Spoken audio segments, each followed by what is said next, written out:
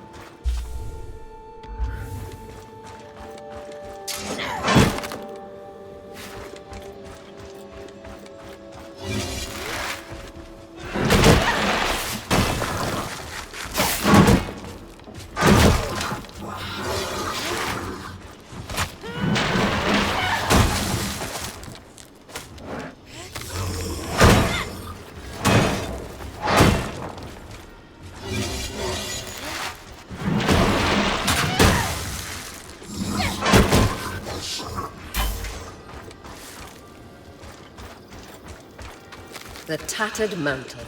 I've heard so many stories of this tavern. Always rowdy.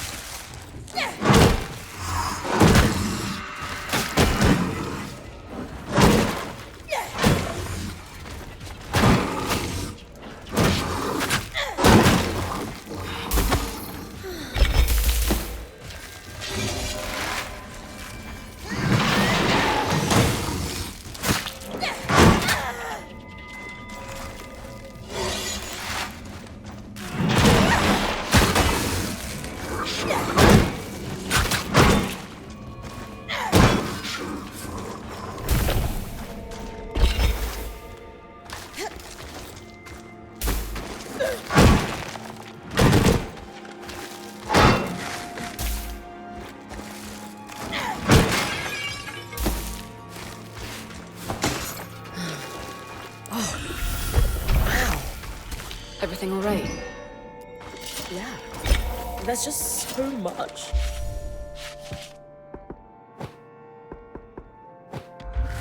Oh. And a letter. Encoded like the others. Can't wait to work it out.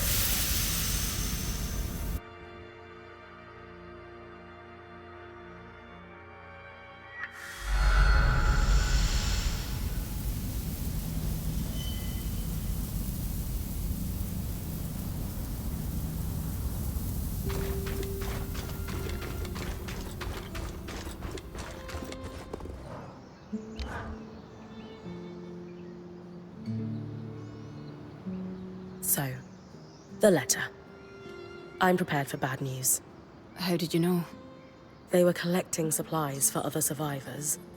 We know someone is out there. The supplies never made it to them.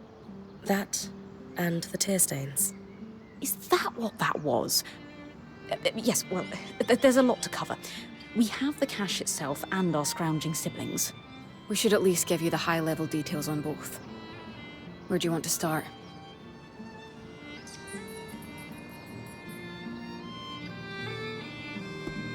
What did the final note say?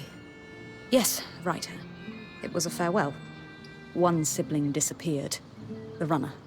I thought the runner of the pair was the one we found. So did we. But this last message was a farewell to his sister. Apparently the Grumpole... Really? I know. But apparently their boss had been ordered to stop wasting resources on the search. And so our hauler left this farewell, hoping his sister might find it, on the off chance she was alive. He was going to remove all their other messages so their plan wouldn't be found out. We postulate he was on his way to do that, when... When the flood caught him. These people, however many are left, they've really been through it. They might really need our help. They're still organized and have a command structure, but it sounds dysfunctional.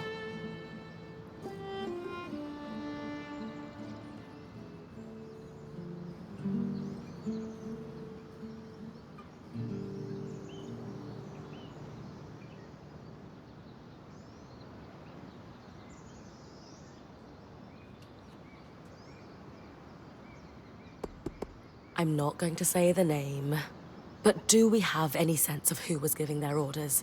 The Enclave's leader was called the Eye, a first of firsts, after a fashion. Elected from the masters of each craft, the High Smith, High Enchanter, and so on.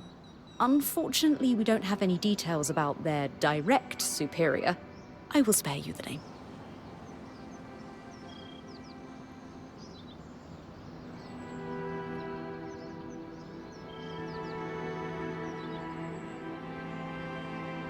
Did we confirm they weren't actually stealing from the Enclave? The letter seems genuine. I think their plan was to bring in a big haul. It says a lot about the Hearthsiders that our siblings thought this would clear any suspicion. How so? The cloud of suspicion tells us they were in dire times, tightening the screws on their own people. But bring in a big load and we trust you. Doesn't that sound a little like a bribe? So you think our runners were dirty? No. I think the system's dirty, and they're just stuck working through it. Is there anything we could do, do you think? Sadly, no. But their story will live on in our chronicle.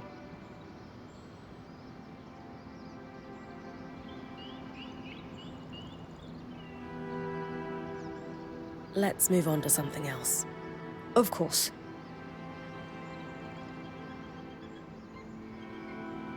Talk to me about the supplies. They did astonishing work. If I weren't sure they're both gone, I'd hire them. Indeed, a robust collection, including several enchanted objects we barely recognize. They had a keen eye for things that could decay and took care to preserve them. You two sound giddy. If there's one thing Lane and I are passionate about, it's preservation of rare objects.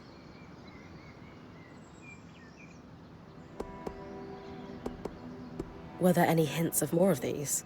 As far as we can tell, this was it. Their motherlode. It's impressive one runner could gather this much, frankly. Have you been working your magic, Casmin? Obviously. Thank you for bringing everything back so carefully. Anything of note? Yes, but let's save that until we've done the other questions. Mysterious. That's enough about the cache. Sure.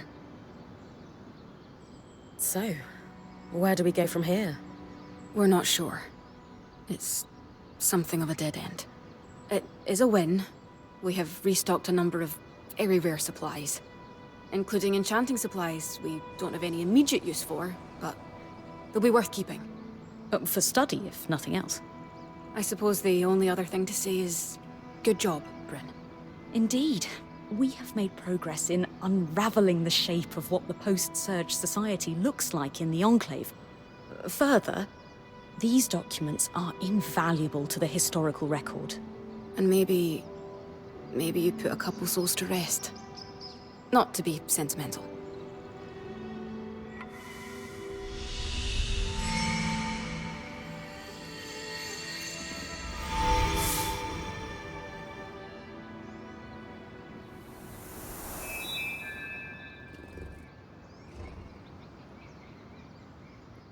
Sola seems pretty pleased with the upgrades to her forge.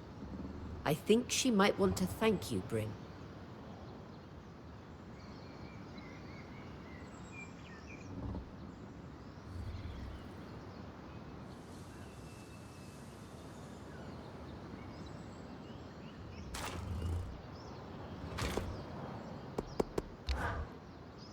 Our supply runners might be why there are so many crates gathered around the city.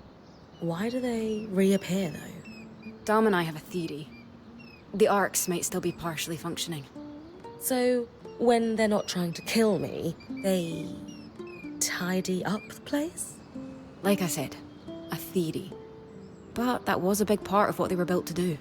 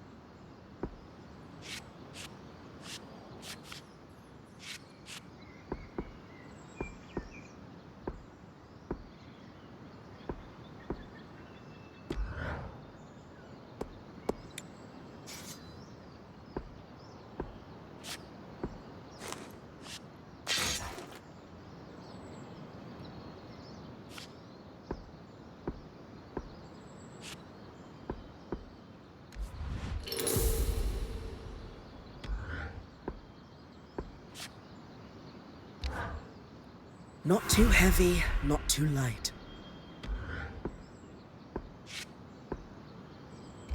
Try to bring this back in one piece.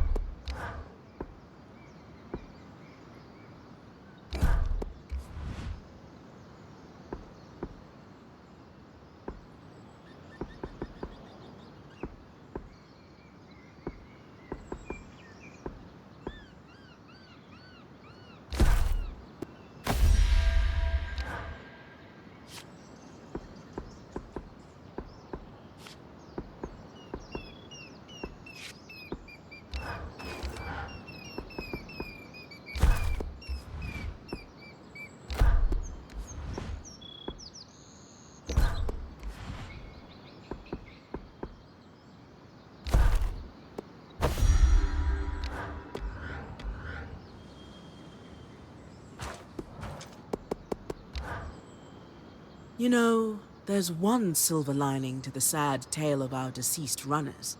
What's that? We know the Hearthsiders still have some advanced production capabilities. The materials they were gathering don't have much use for basic survival. Therefore, weapons, armor, and enchantments. Any concerns about us claiming them? None. They've been there long enough. Scavenger etiquette applies. These kinds of materials are too rare to let go to waste.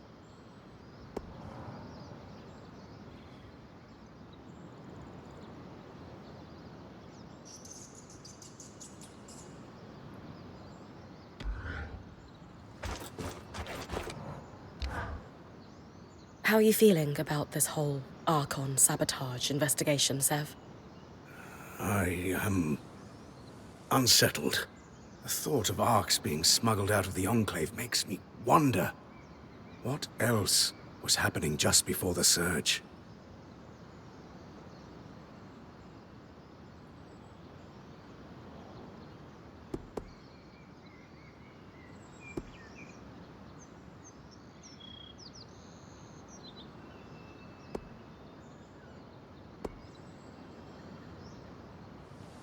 It's pretty clear they were up to some stuff wildly over their collective heads. But don't worry, Sev. We're going to figure it out. Lane's going to write the book. You're right. It's just the implications of an Ark being smuggled out. Was someone trying to reverse engineer how they were built? And if so, who? The best way to put those worries to bed is to keep searching.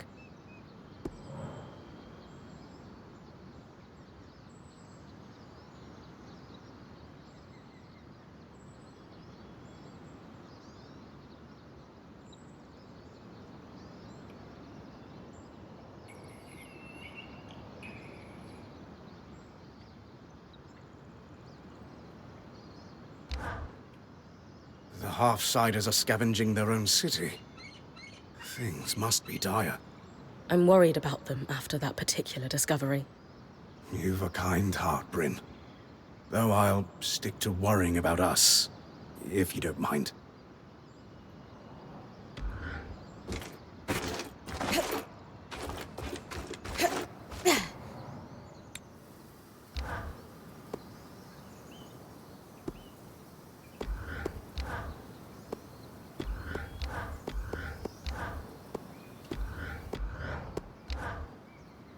An expected abnormal amount of degradation in the aftermath of the surge.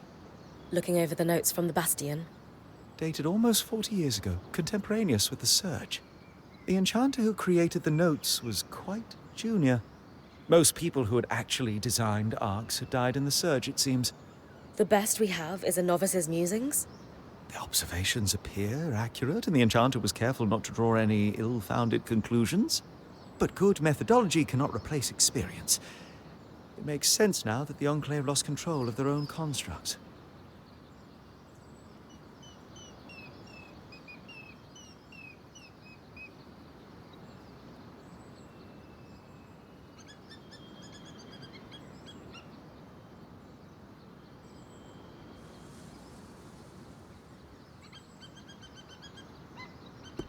The letters were untouched, but the Eye blotted out a lot of information from other documents I collected in the Bastion.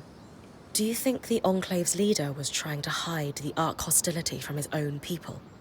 I'm not sure how you could hide the fact that constructs taller than a building have gone on a rampage. Still, in times of crisis, paranoid governments have tried to bury all manner of scandals. And the Enclave certainly seems paranoid.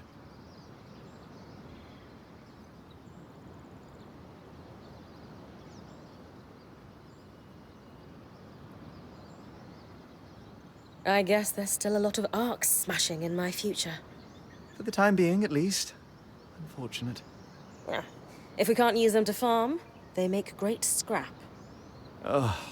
Relegating the Enclave's premier innovation to scavenged parts isn't a victory we should be celebrating. It's something.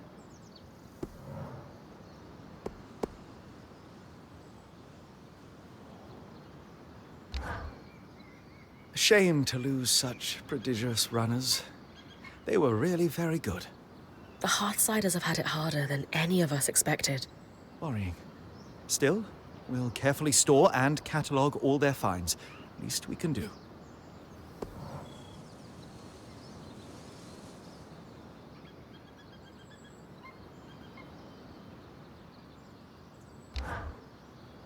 You know, I'm a little surprised to see a Hallowpire temple take such pride of place in Dinevron. What do you mean?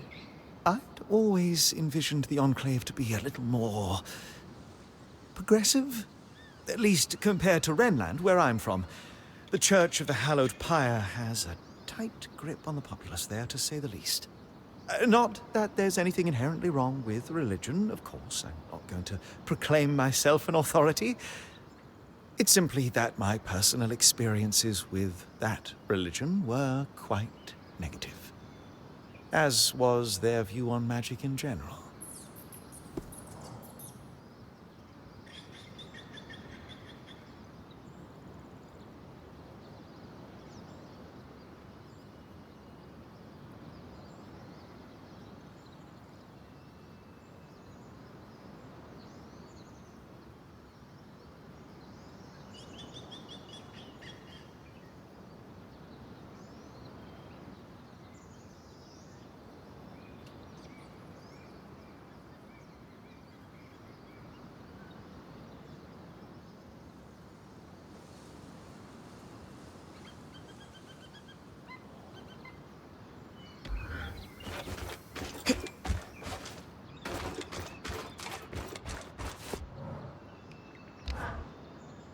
Have you ever wondered why the Veil is, well, called the Veil?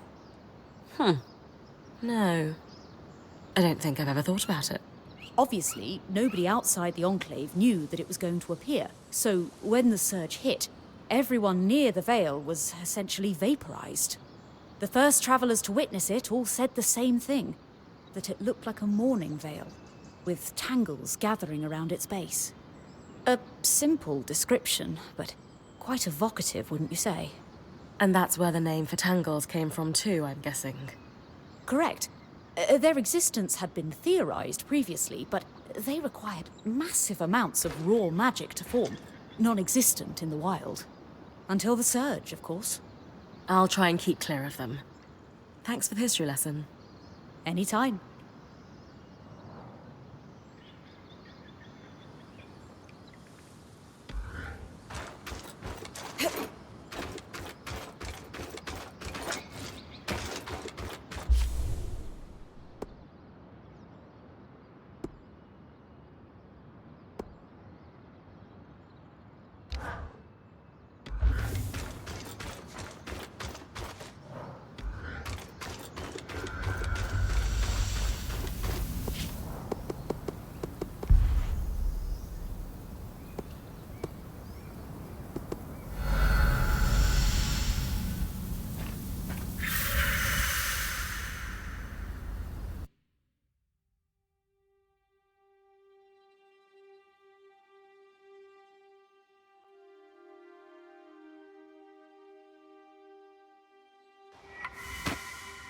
All this light stone is reflecting the heat.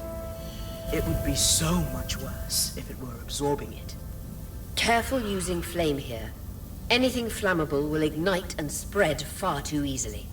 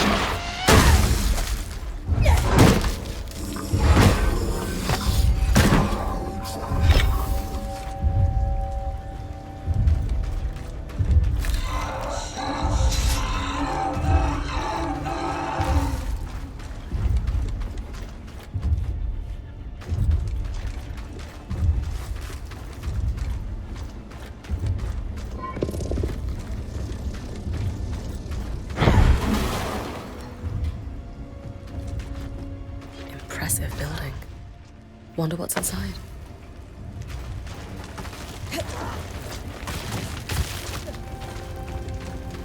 I'd always heard the Enclave liked to keep extensive records. It's a lawkeeper's dream. So let's see if we can find a registry and make his sigils.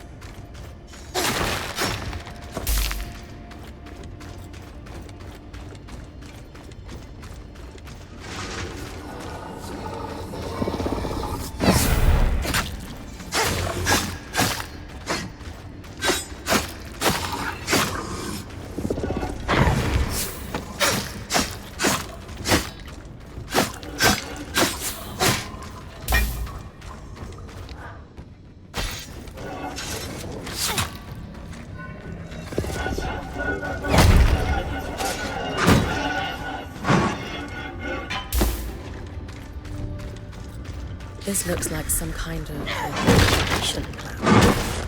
Old. Probably from before the surge. Were they consulting it?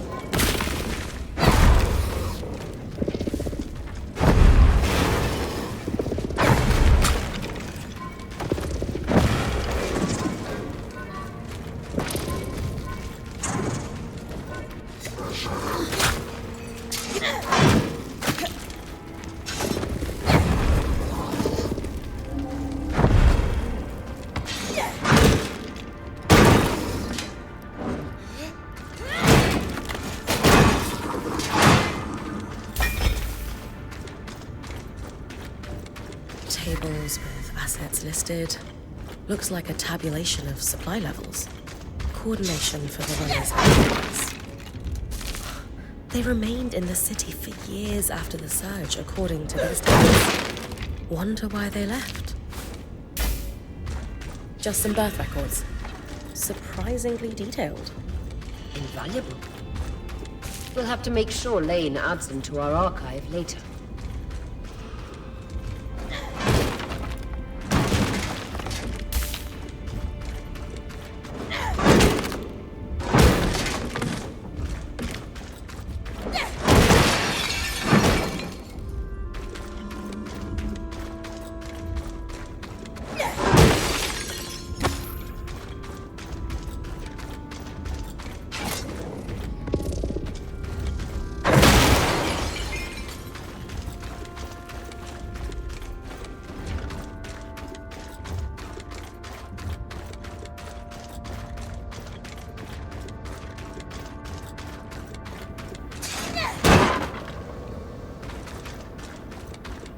Here we go. Sigils.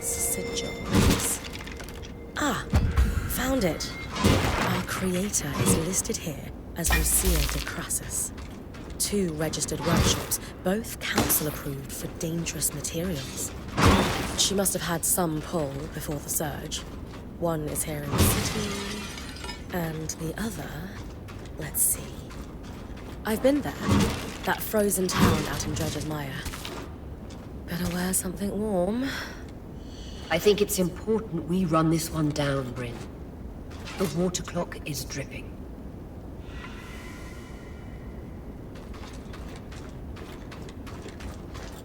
A lot of damage this high up.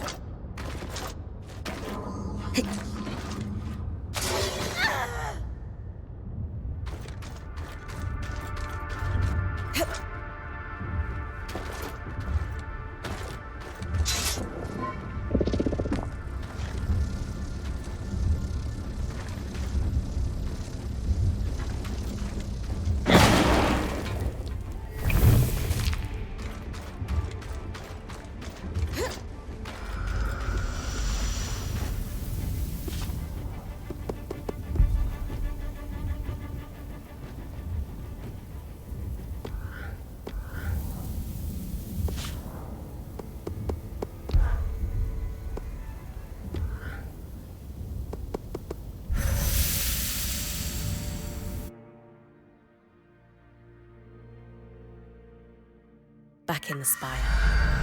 Let's see if we can find a registry of Maker's sigils.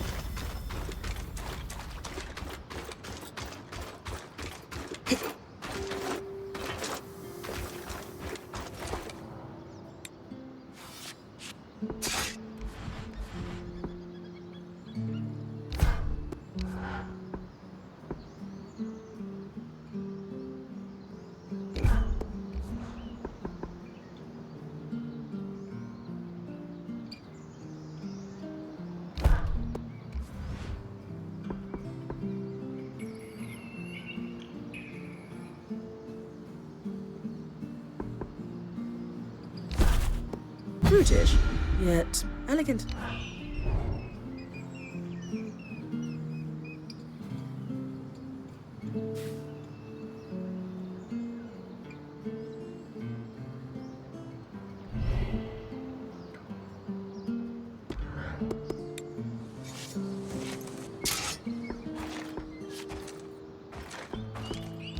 Good balance of protection and mobility.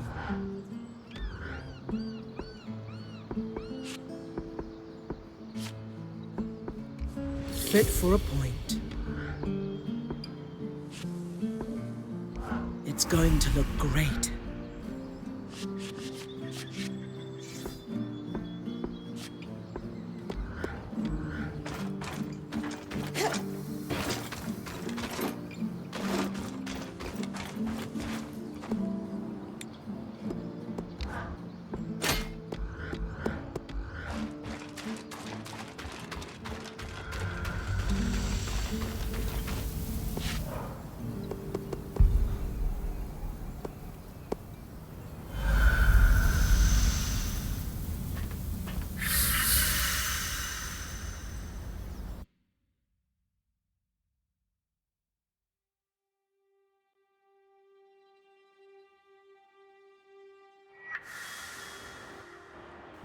The cold sunk right into the stones here.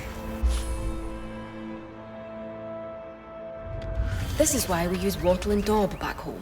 Insulates properly. If this keeps happening, you might want to keep a suit of armor for the occasion. With the right materials, we can keep you snug as a bug in a rug.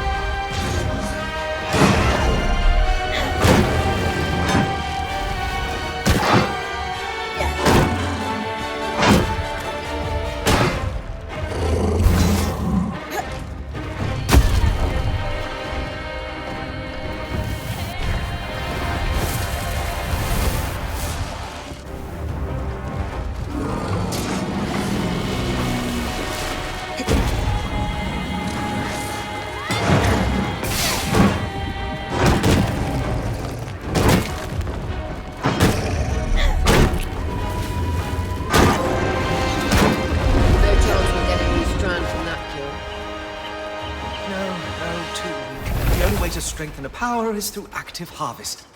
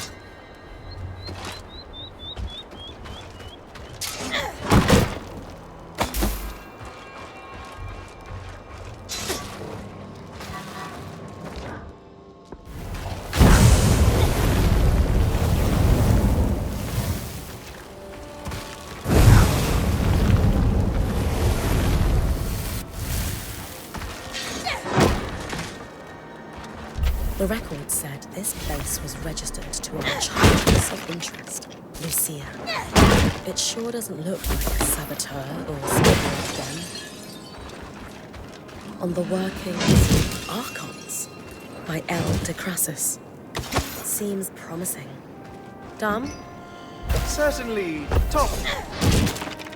Probably not enough to go on by itself, though. Still significant.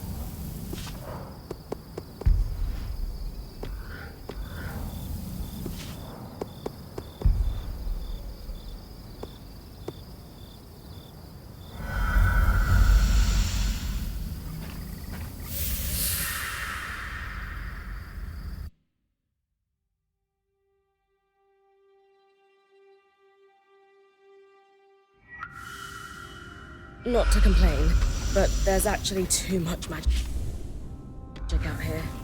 Like a thick fog when it really settles in.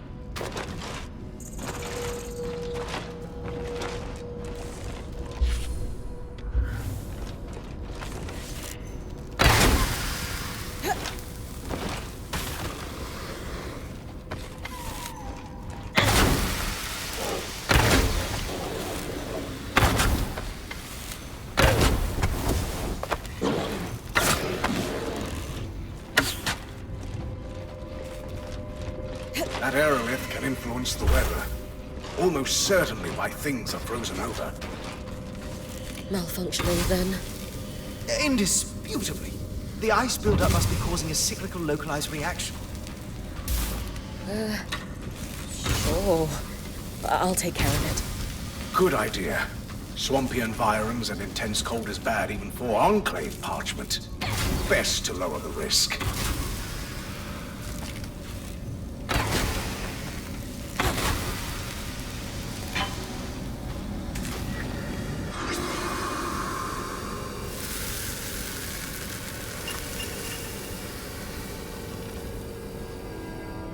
There. Already warming up.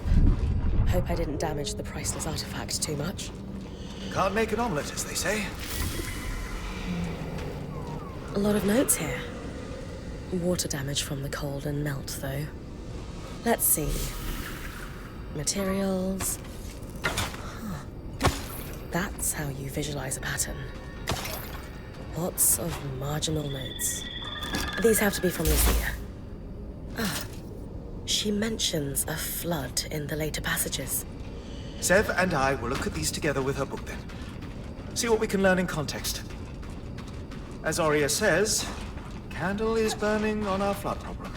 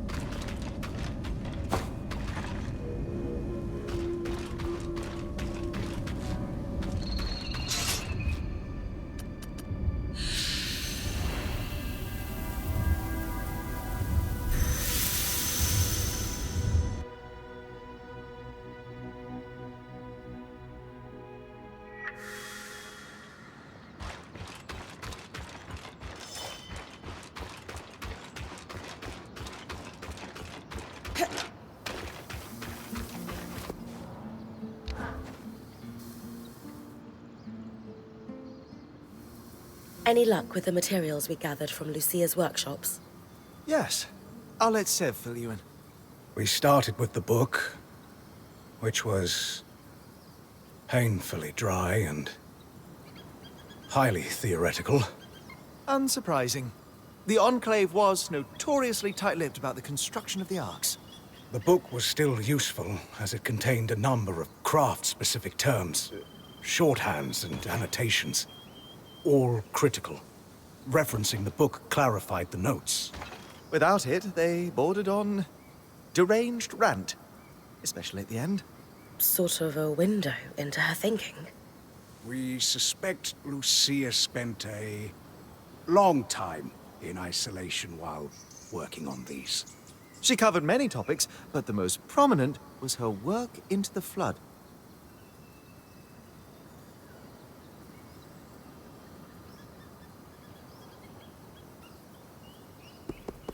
How do those devices I found with her mark on them tie into all of this? In her final notes, her obsession shifted from the Enclave's leadership to the miasma flood. She was determined to find a way to stop it. On one hand, she looked to the aeroliths as a mitigation. Could they repel the miasma? In the end, her answer was no. And so she turned to disruption. We think the arcs were tests. Could she shut them down? And if so, could she shut down something larger? She was clearly successful at least once. Maybe twice if we count the one outside the Veil. Indeed. And when we're doing more general questions, that is what we must talk about. Her workshop was a little brisk, even for my tastes. Any idea why? She was fascinated with Enclave technology, specifically the dismantling, disruption, and repurposing of it.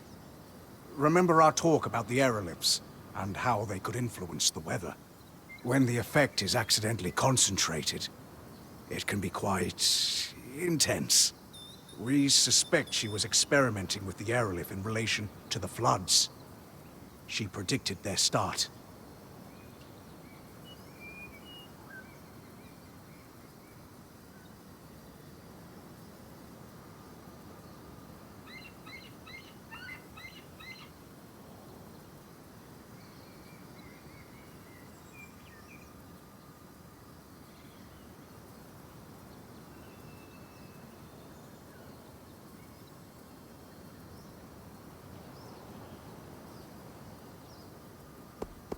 We know the Hearthsiders spent years working in Denevron after the Surge.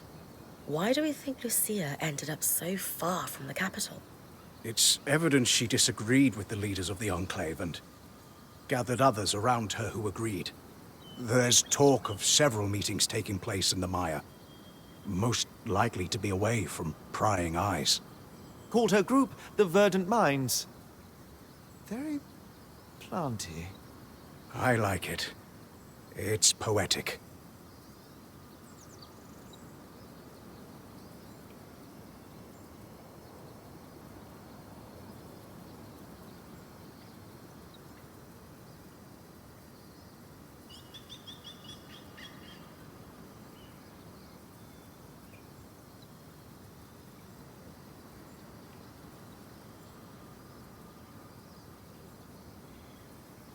Who exactly was Lucia?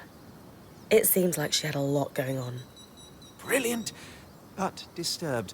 She harbored a severe hatred of Enclave leadership, bordering on obsession. Reams of fiercely colorful text, just to say some very rude things, especially about the Eye, their leader. She was also, at one point, one of the most respected enchanters in the Enclave. She worked on something she refused to name, but was clearly of deep significance to the Enclave itself. Called it the source of all our problems. Sadly, she only danced around that subject, and never offered details. All intriguing information. But we should focus on the flood. Does she have an answer for us? Partially. This is the design. Her research led her to one conclusion: to stop the floods. She needed to disrupt a barrier of some sort.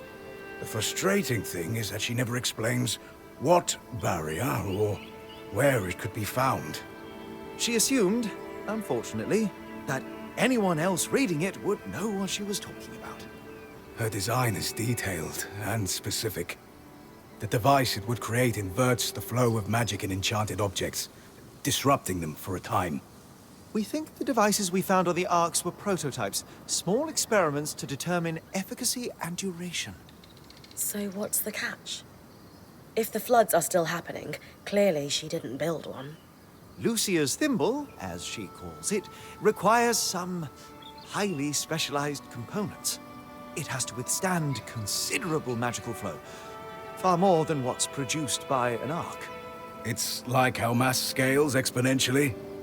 Just because you can build a scale model of an aqueduct doesn't mean the real thing can support its own weight. Thankfully, that supply cache you found has the necessary materials to handle that kind of magical flow.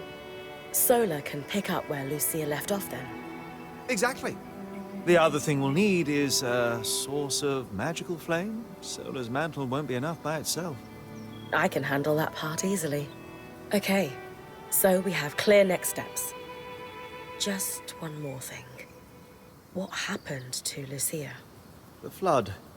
Our best guess, at any rate. There's no sign of her.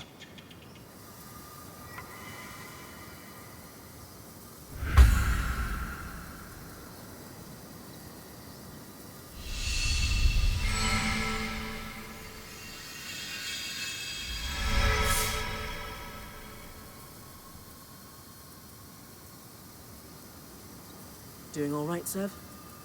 Apart from impending death, I'm peachy. I know the news about the flood is nerve-wracking, but it's going to be okay. Why wouldn't it be? Raw magic merely burns through flesh.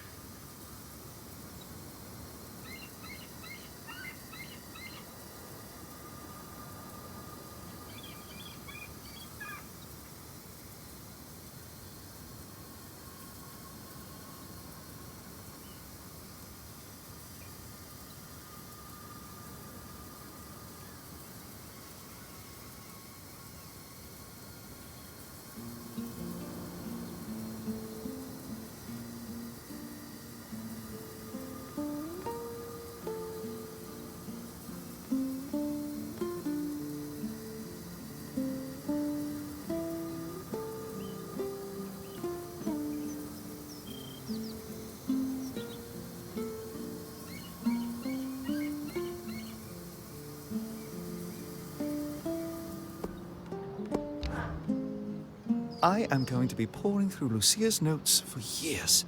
Fascinating stuff. Perhaps not to everyone, but she was a brilliant enchanter. It's not often I read a marginal comment accompanied with a lewd doodle and go, "Flames, that's brilliant."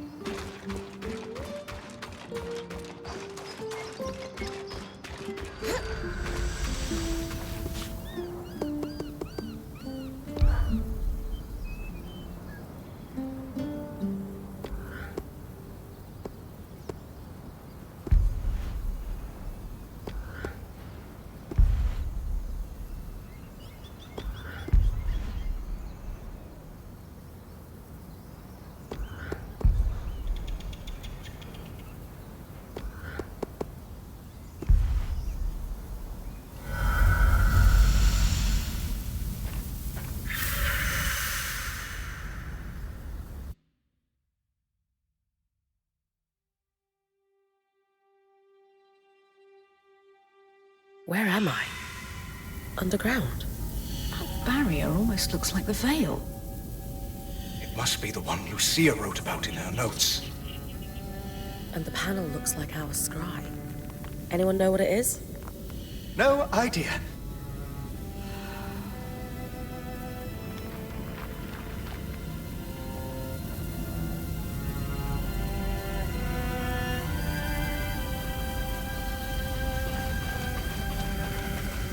Similar design to a scry, but it looks like it's a permanent installation.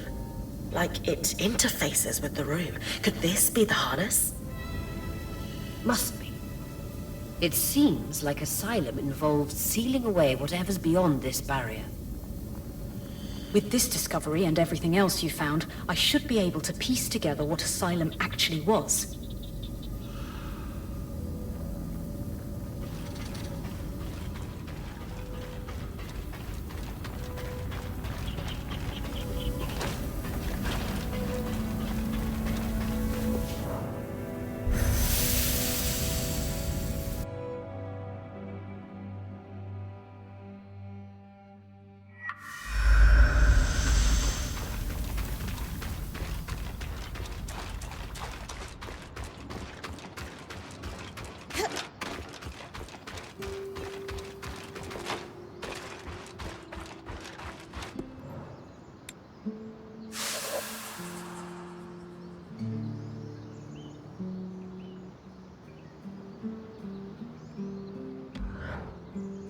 I know we need to discuss the barrier and its potential ties to the flood. But want to give me a rundown of the research first? Of course. Years after the surge, there was an inexplicable spike in casualties. You don't think it's due to the Arks going hostile? Well, that may be part of it, but we can't be certain due to the information blackout. All we know is that it nearly wiped the Hearthsiders out. What seems to have saved them was Asylum's execution. A defensive measure that involved sealing the underground behind a magical barrier. Almost like the Veil. Exactly like the Veil.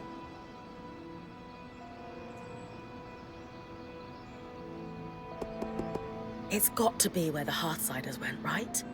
Remember, the letter mentioned they were evacuated from the city.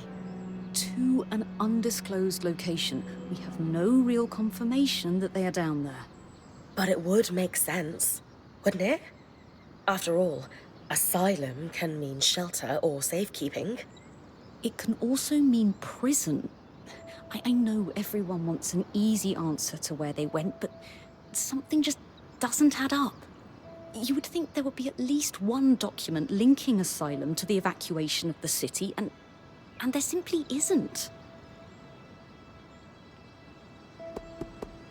Khan Stanild gave the orders to execute Asylum. Do we know anything else about him? Judging from the series of letters between him and the commander, it would seem that, at the time, he was recently elected.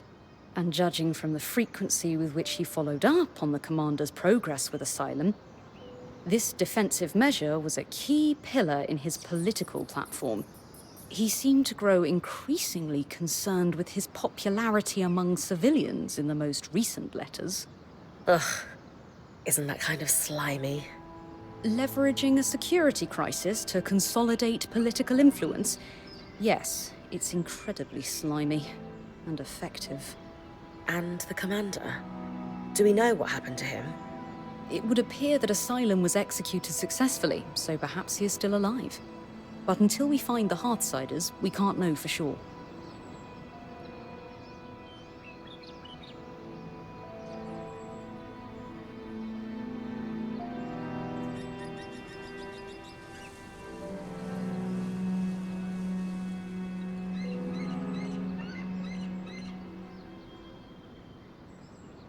You said the casualties spiked long after the surge. Can you elaborate on what might have caused this? This is truly the thousand-fairer question. With the information blackout, I can't find a concrete link to the cause across hundreds of pages. Ark hostility could certainly be a factor. Clearly, numerous Weavers were killed by their own defenses. The recorded minutes from other meetings in the war room illustrate a long period of geological instability following the surge as well. Aftershocks and earthquakes and... well, not to mention the outskirts grew more dangerous each year as the creatures were allowed to breed unculled. But these threats seemed to plateau in the early years after the surge. There is no mention of the spike that resurfaced and prompted asylum. That's so strange. It is.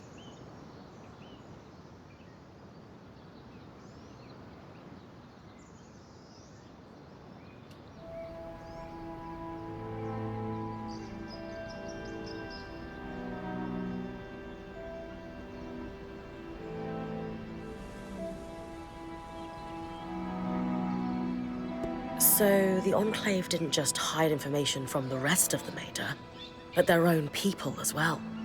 Judging from the secrecy and a few of the letters you found, I would guess that high-level officials were paranoid. Clearly, not everyone was in favor of this measure, and some might have wished to thwart it. People like Lucia. And a dissenting group known as the Verdant Minds that she had ties to. Though it's entirely unclear what those ties were.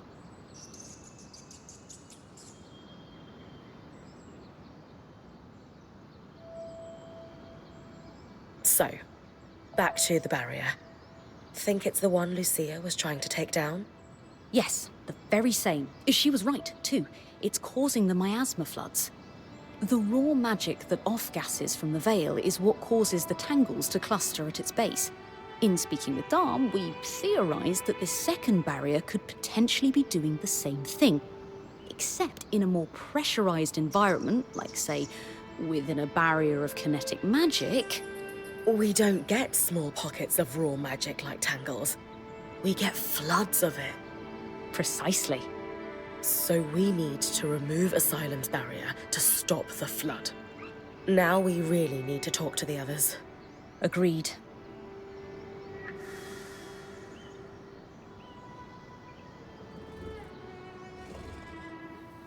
All right. Let's go over everything we know so far. We know that, for a time after the surge, civilians continued to live in Tenebron until they were forced to evacuate the city. We're still not sure the cause. Wherever the Hearthsiders went, they're still actively sending scouting groups to scavenge for supplies. From the uniform, the creeper who was watching Bryn sleep belongs to one of these groups. We also know that a defensive procedure codenamed Asylum sealed access to the Enclave underground. This was done using a barrier almost exactly like the Veil. Lucia, an ex-High Enchantress, opposed Asylum and began working on ways to sabotage it. Her research forecasted that the barrier would cause the Enclave to flood with miasma. The very same flood that seems to have killed Lucia before she was able to finish her thimble. But we have her design. It could disrupt Asylum's barrier. So Lucia's thimble is the key to our survival. It's less a key and more like a magical battering ram. Whatever works. What is it, Lane? It's just... I've pored over all the documents we've compiled, and a concrete link between the evacuation plan and the underground is nowhere to be found. I can't shake the feeling we're missing something.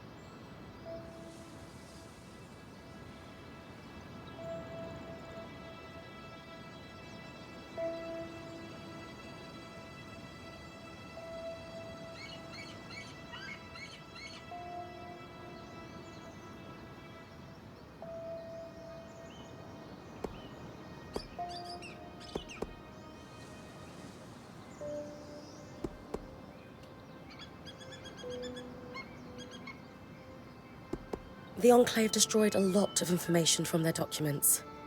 Could that be why you can't find a link between Asylum and the evacuation? I considered that. The Enclave may have hidden their location from Lucia. Being a weaver isn't about being certain all the time. It's about taking calculated risks to carve a path forward. And regardless of the Hearthsider's location, disrupting the barrier is the only option to stop the flood. You're right. I just hope that if we did miss something, it doesn't come back to bite us. Even if it does, we will handle it. That settles it. Bryn, it's time to use the thimble.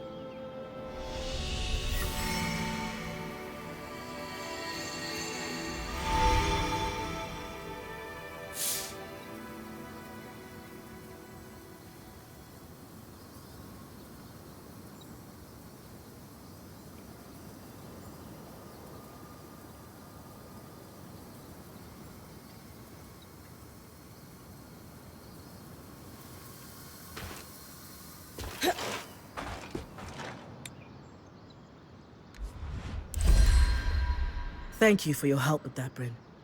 You've a deft hand for flame magic. You can wear Sev's apprentice hat for one day. Also, Lucia knew what she was doing. This thimble was clearly designed to pair seamlessly with Enclave constructions. Must be her experience as a high enchantress at work. Based on Lucia's notes and what we discovered at the Bastion, this was custom designed to disrupt Asylum's barrier. If it can stop the flood, we need to use it soon. Agreed. We don't know how much time we have left.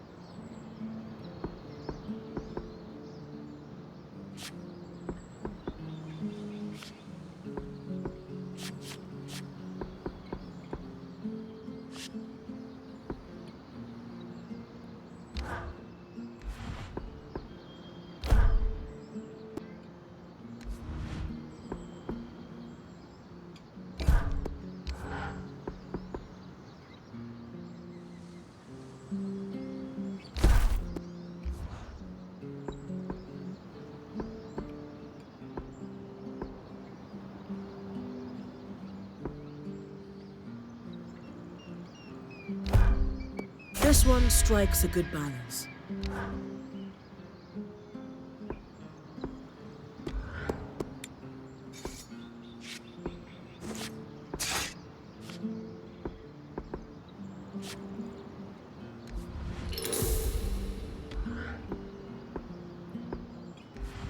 Try to bring this back in one piece.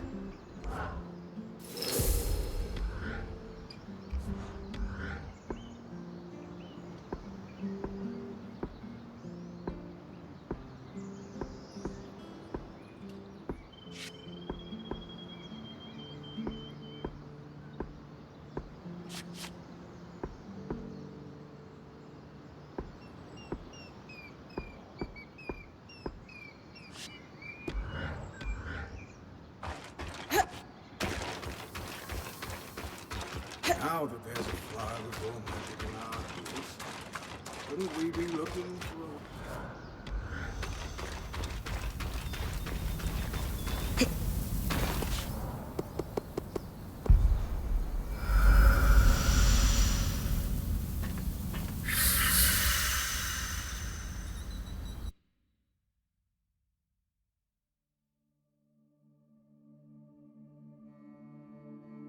That console that looks like our scry should be the controls for the barrier.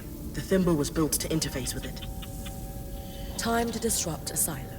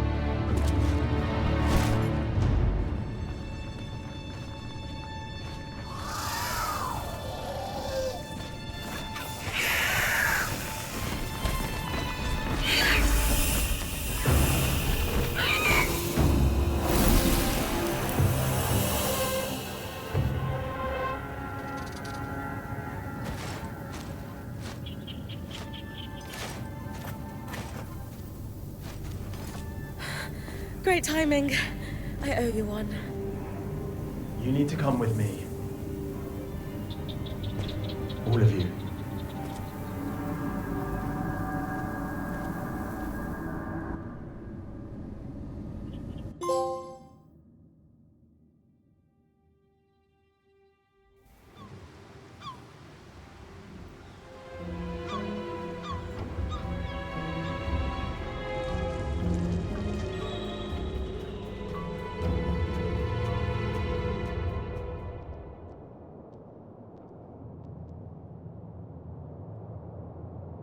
We mustn't cause a panic. Sure. It's not like we had a dire supplies shortage on our hands before this happened. What do I tell the High Enchanter? The Guild will want... Enough! We won't discuss this further. Not in front of our guests. Identify yourselves. Aurea Harpenay, or Silverbeak, as I'm known among Weaver circles. This is my band, and beside me is our acting point. Bryn. And you are? Khan Stunild, Eye of the Enclave. My colleagues are the Spindle and the Axle, representatives of the Enchanting and Crafting Guilds. Who sent you? Sent us? Tarza? Renland? Udea? The Enclave is the envy of the Maida for its magical prowess.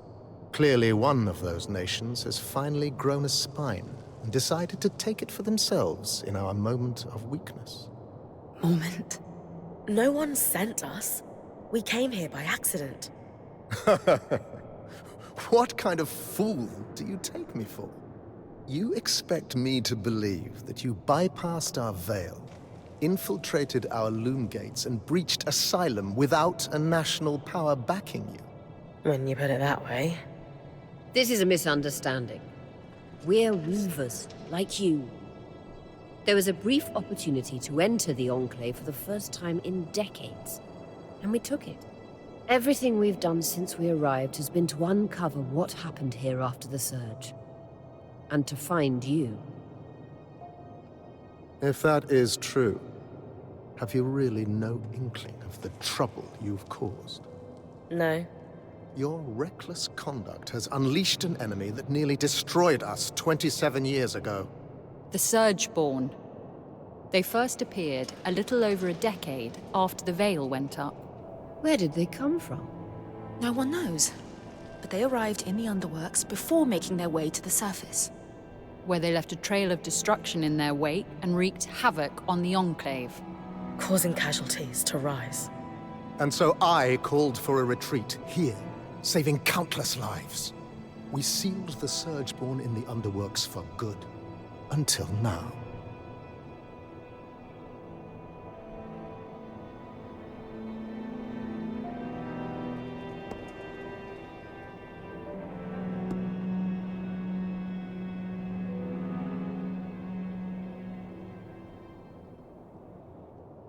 Obviously, it was not our intention for this to happen, but it did. And for that, we're sincerely sorry. Agreed. This was all an unfortunate mistake. A lot of good your apologies are doing us now. Look, Surgeborn or not, we had no choice but to remove the barrier. Though, I suppose we owe you thanks for warning us about the floods. Who warned you? You did. Did we? I'll deal with you later. While we can agree Arakin breached no-contact protocol, it has proven to be the right decision. The floods were growing worse, and now they have stopped. Even if fixing them has introduced a new problem. One my band would be more than happy to help you solve. Ha! Work together. Sorry to interrupt, but you mentioned your last name earlier. Any relation to Shireen Harpenay? She was my mother. You know who she is? Of course! I mean, before my time, obviously. But she's still renowned in the Enchanting Guild. Her work is remarkable. There's a statue of her in Denevron, you know? Oh. I can't believe she didn't mention that. There is so much I'd love to ask you, but for now, Oria comes from a long bloodline of outstanding and renowned weavers. Shouldn't that buy her band some grace? All right. Your presence in the outskirts will be tolerated. Nothing more. What about the Surgeborn? What about them? Shouldn't we work together to deal with them? We could use the help. The Surgeborn are a problem for anyone in the outskirts, not us. Cassidon's Hold is a fortress. The scouts do head into the outskirts to scavenge for supplies.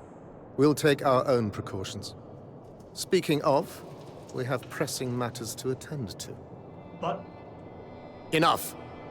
My word is final. Bryn, the one that led us here is clearly the one that warned us. Try to talk to him before we leave. Maybe he's willing to work with us. Will do.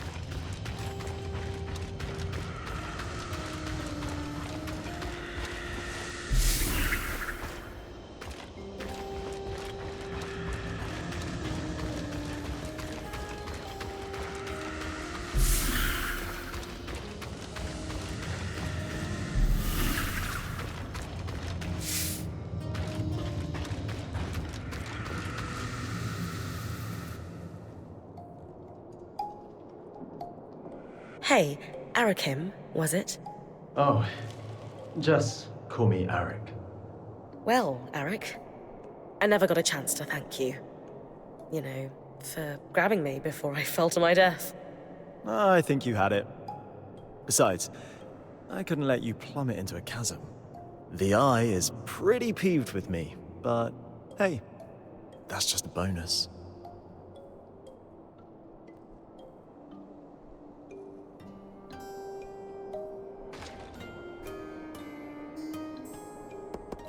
So you're not upset that I breached Asylum, like your colleagues?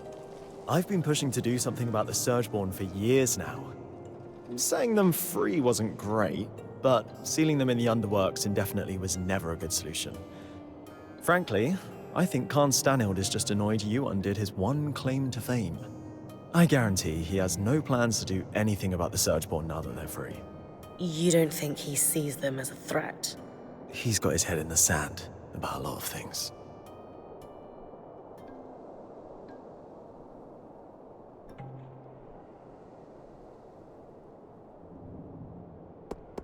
So, are you glad we're here? I'm thrilled you're here. I have to say, I'm surprised. Oh, yeah. Sorry for all that cloak and dagger stuff earlier. Khan Stanild had me on strict orders not to make contact with your Weaver band. But it was the right call.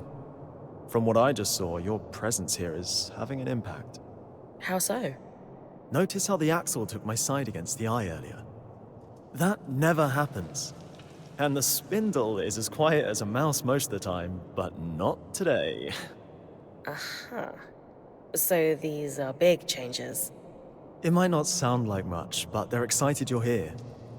Stanild can tell too. That's why he backed down so easily. And that's why I'm glad you're here. You and the Eye don't seem to get along very well. What gave it away? The mutual contempt?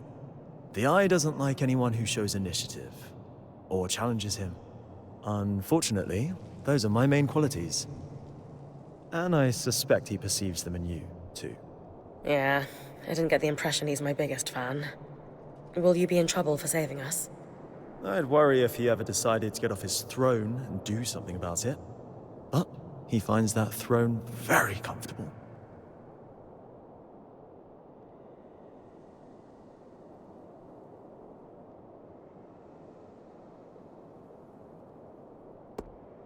You seem awfully trusting of us, considering the terrible first impression we've made. I was spying on you the first time we met, so let's call it even. Sure. Maybe you know everything already then, but have you got any questions for me? Just one. Why are you here?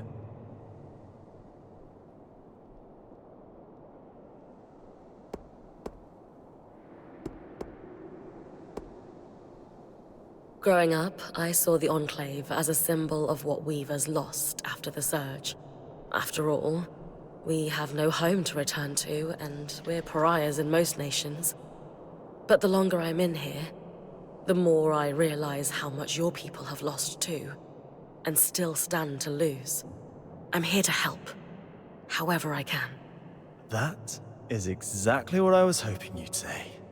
If that's truly what you want, then dealing with the Surgeborn is the first step. Ever since the Veil went up, our people have been in crisis. They've spent so long in it, they're afraid to do what it takes to get out. It doesn't help that some have benefited off that same crisis. Who? Who always benefits? The very top. Our leaders are too preoccupied with their own concerns to form a unified front against the Surgeborn. Such as? The Spindle is obsessed with getting the Arcs functional again. She believes that will help us regain control. And the Axle is too stressed about our supply shortage right now. But, if their concerns were handled, they could pressure the Eye to finally address the Surgeborn. That sounds like an opportunity. And are you a representative yourself? Do you have sway? Representative, yes. Sway? No. I represent the Scouts. Meaning I'm at the meetings, but I don't have the title to back me up. The Scouts were once points like you, but our role has changed since the Veil went up. We were effectively drafted into scavenging for food and supplies. It made sense following the Surge, but it's been years. Recently, we've even been separated from Cassidon's hold and the remaining civilians. Anyway, it's the guild leaders who will need to pressure Khan Stanild into dealing with the Surgeborn. That's where my people need your help the most. Then we can start fixing the deeper issues we face. Sounds like I've got some palms to grease. Yuck. But yes, I'll come by your camp later. We'll be able to speak more freely there.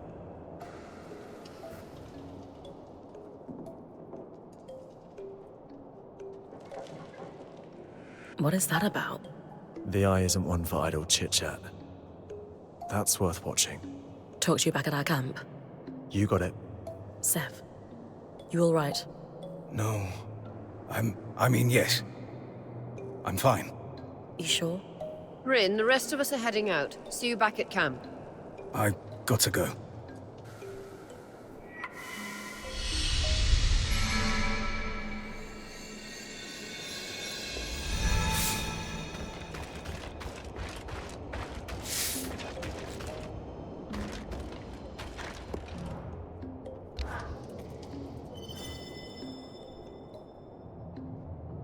I am simply telling you, as the foremost leader of the Enclave, that I don't want you getting distracted. Can you clarify what you mean by that? You know exactly what I mean. Eyes down, know your place. Focus on your own problems. Organize your little craftspeople. Keep the wheels of civilized society greased. And don't dare to presume you know better than me. If you have a problem with my performance, you are welcome to gather feedback from the people who elected me. They may have a clearer understanding of what I bring to the table. We'll continue this conversation later. Khan Atme. Allow me to formally introduce you to Bryn, the Weaver Band's point. You're the Axle. right? Arakim says you're a good person to know. I am. My given name is Haroon, as Arakim said, but you may refer to me as Khan Arteme.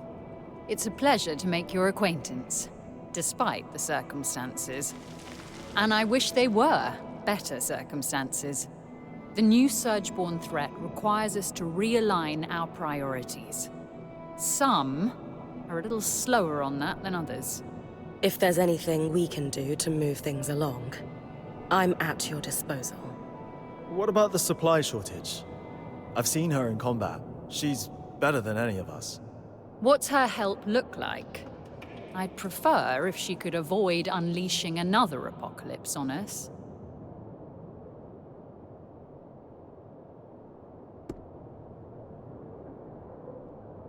If it's supplies you're after, that's not a problem at all. Point me at 'em. I got strong arms, great for lifting heavy things. Incredible grip strength, too. That's something you value. You may need to do a little more than heavy lifting. There's a silver lining to this Surgeborn situation that we're suddenly in a position to take advantage of. Count me in. Right. With the Surgeborn unleashed, we're anticipating casualties and damage to our facilities. However, there's a restricted area in the underworks that we lost access to decades ago when the Eye sealed it. The Institute. An arcane laboratory where the Enclave conducted its enchantment research, among other projects. Inside the Institute lies a significant supply cache.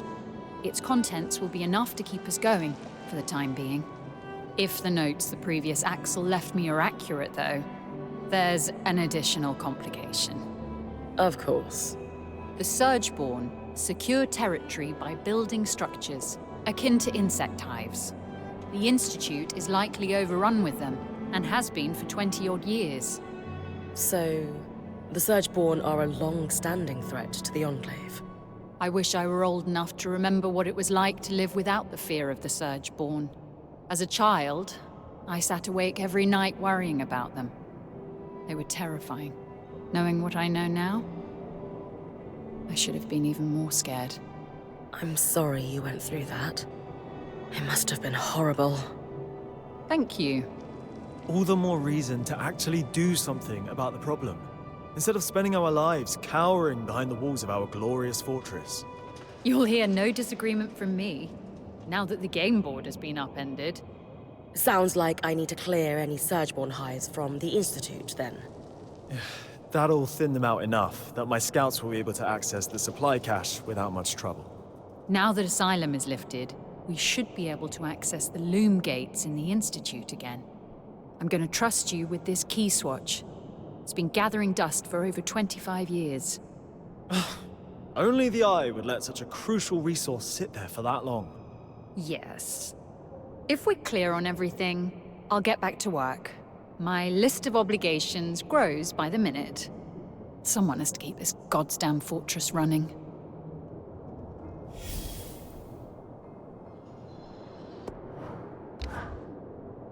What's your history here? Have you been the Axel for a long time? Why do you care? You seem like someone who deliberately underplays her hand. I'd hate to play a game of Panjal against you. All right. I'll take that as a compliment. I was elected to this seat 8 years ago. I've done a good enough job to be re-elected.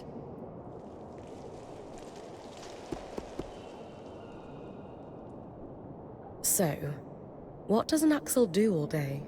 It varies. Some of my predecessors have been very hands-on, as befits a representative of the physical trades. That's not my strong suit, though, so I end up with my beak buried in paperwork. Maintaining supply lines, as it turns out, is considered extremely helpful. How's your working relationship with the Eye? Is he your superior? He would like to think so. His seat casts the final vote when the council cannot make a decision. But his seat has more power than that. Khan Stanield wields power beyond the traditional bounds of the Eye's seat, yes. But he is our savior, so surely he must know better than any of us. which is to say, he is technically the highest ranked official in the Enclave. But he hasn't faced an election in decades. In contrast, I have, let's call it, popular support.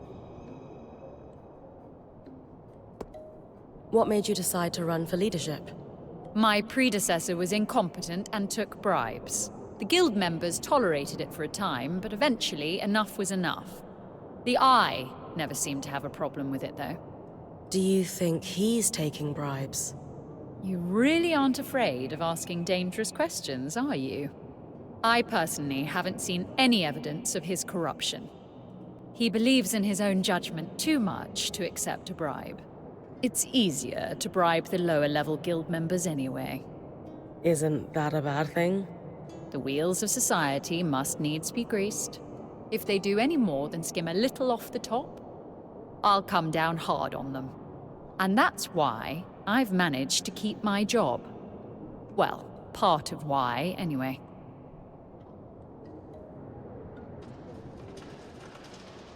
That all makes sense? Thanks for taking a moment to talk.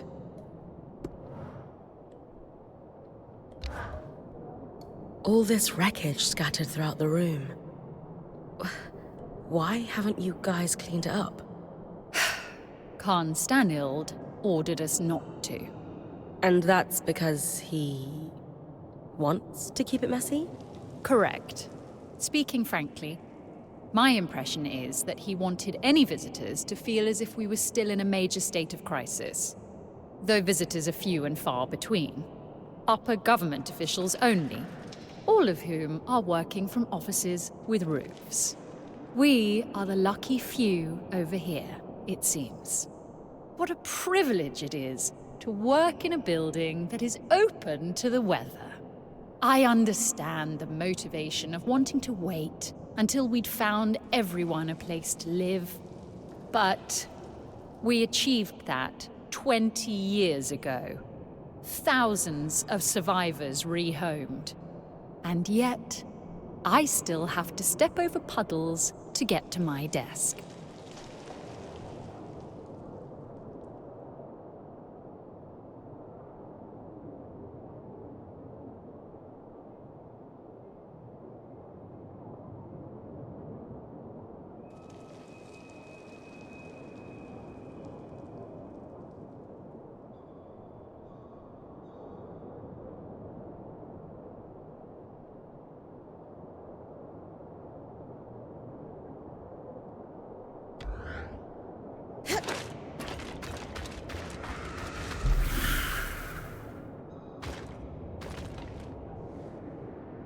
Let's talk in your camp.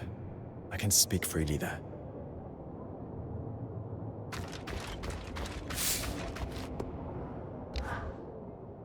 So, you. Me? The one causing trouble. The one poking into corners. The one who hasn't the good sense to leave well enough alone. Had you allowed Arakim to reach out to us sooner, this could have been avoided. Arakim has a proven record of poor judgment on matters of protocol. I will not be lectured by the person who put us all at risk on how best to handle our security. But I suppose you did apologize for your unfortunate mistake. Let us start afresh, shall we? Please, share what you hope to accomplish by loitering around the hold.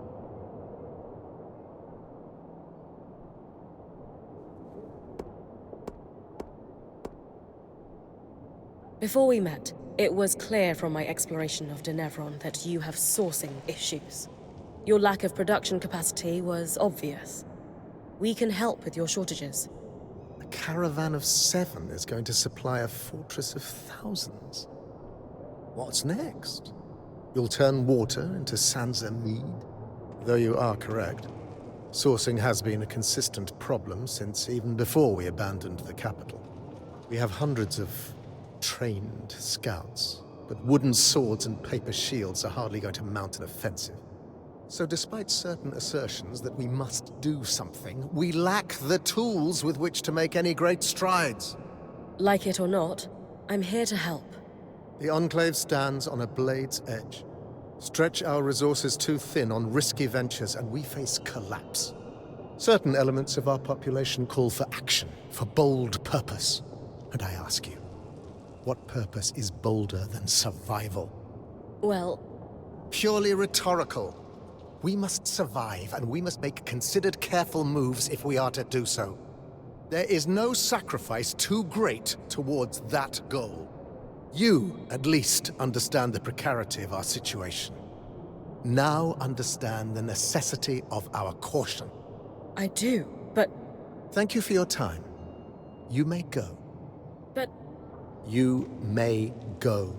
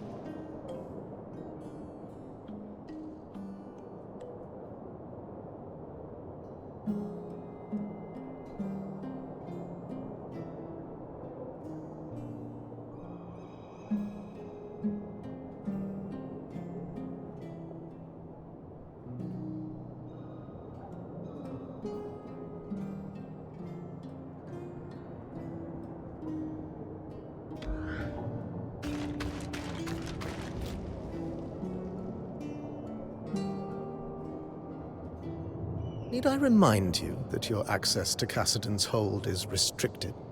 Oh. I didn't mean to intrude. You would do well to mind yourself, newcomer, or risk losing the privilege of coming to Cassidon's hold entirely.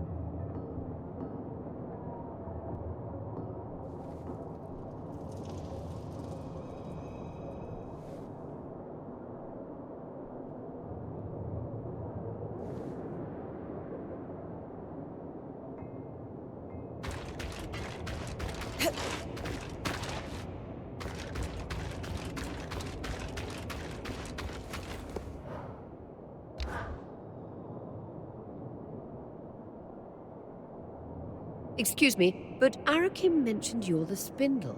a leading representative for the High Arcanists. Oh, yes, that's correct. We wanted to formally introduce ourselves. I'm Aurea, as you know. This is Dom, our enchanter, and Bryn, our acting point. We didn't catch your name earlier. Khan? Just call me Isla. Is there something I can help you with? We'd actually like to help you. Apparently you want to restore the arcs. Shh! Not so loud. Sorry, that sounds wonderful, but the Eye won't be happy about us collaborating.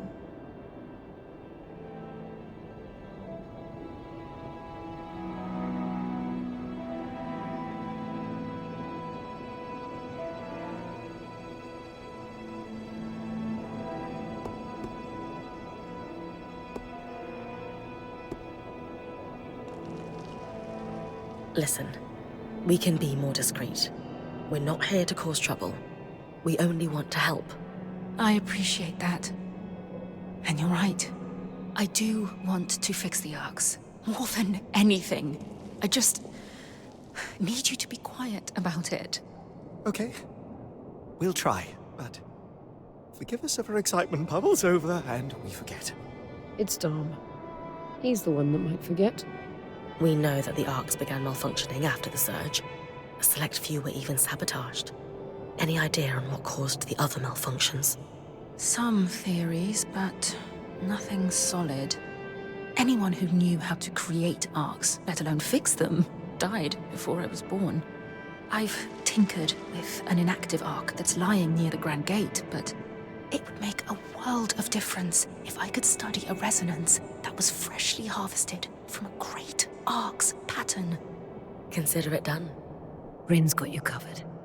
She has a knack for harvesting great archons. You'll have it in no time. If you're sure, I certainly would appreciate it. With discretion, of course. Right. We've been talking a while. You'd better go.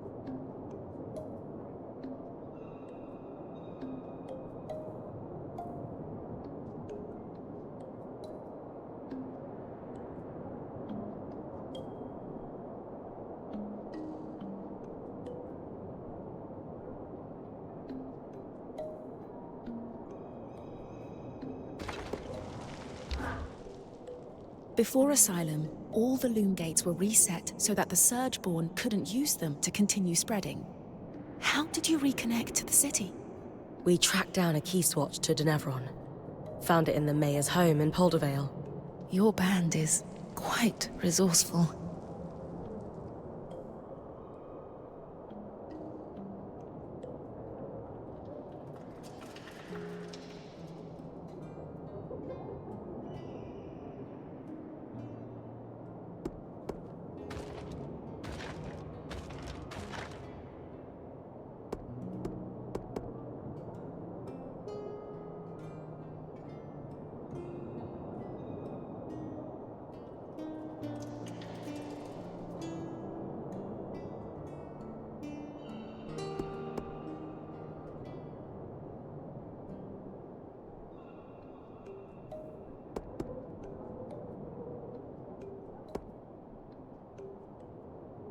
Aurea leads one of the most accomplished bands in the Maida.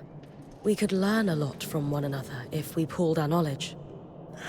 That is tempting. But the Eye wouldn't be pleased if he caught me speaking to your band any more than I have to. No offense, but I should really get back to work.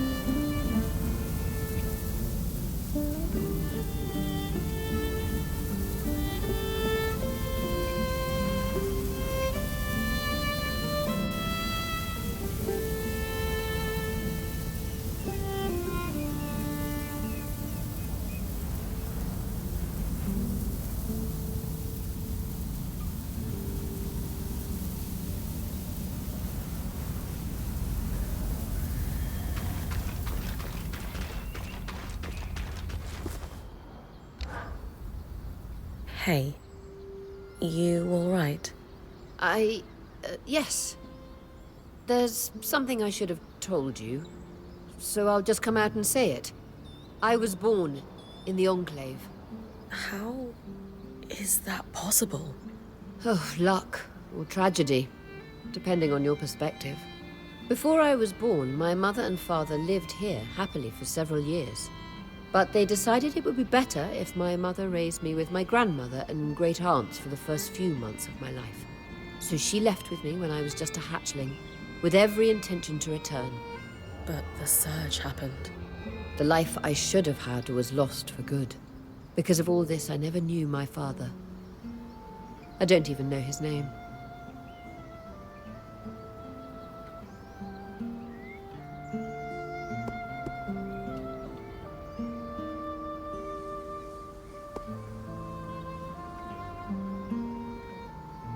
Is it common for Oberon hatchlings to be raised apart from their fathers? No, but it is common for extended family to be involved in the raising of children. As you know, I come from a long line of weavers, many of whom traveled in caravans their entire lives. It was apparently quite a shock when my mother fell for a Hearthsider.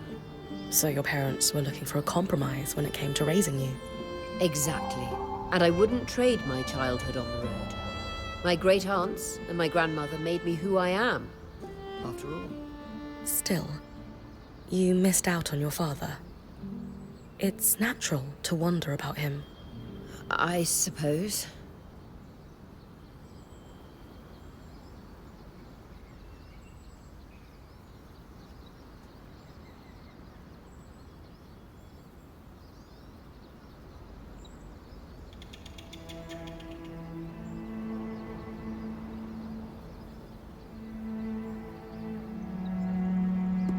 Isn't it a little strange your mother never told you his name?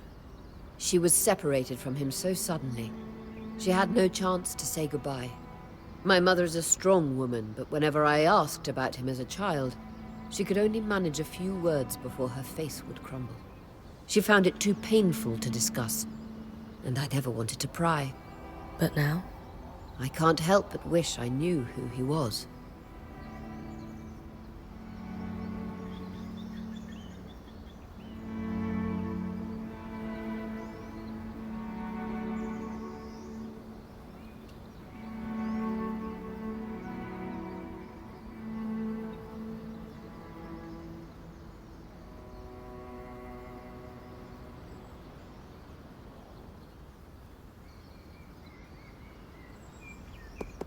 Does your family have something to do with your attachment to the Enclave? Being here has meant a lot in some ways, and in others, it's very different from what I expected. Meeting the Hearthsiders was a lifelong dream. But the circumstances of our encounter? Not what I'd envisioned. Knowing now that this is your birthplace, I can see why that would be disheartening. This was meant to be my home, after all.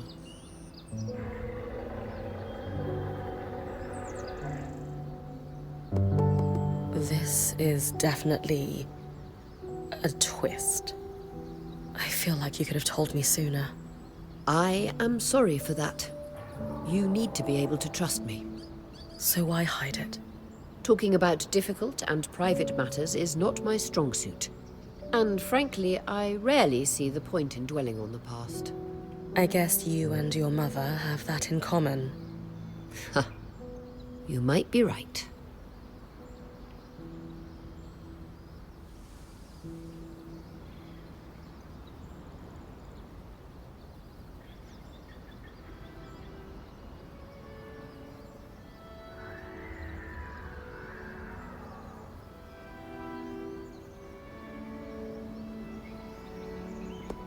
So, we're going to find out who your father was. You would help me? Of course. Maybe Lane would have some ideas on where to start. Actually, I had an idea myself. The spindle mentioned a statue of my mother. It's clear the Enclave commemorated their champions. I can't shake this feeling my father is among them. You think there's a statue of your father? I know it sounds strange, but the handful of times that my mother spoke of him, she described him as this great hero. Since she was one herself, is it so crazy to think she might have meant that literally? Maybe not. I can scope out the statues in Upper Denevron for a resemblance, if that's what you want. Good. And thank you.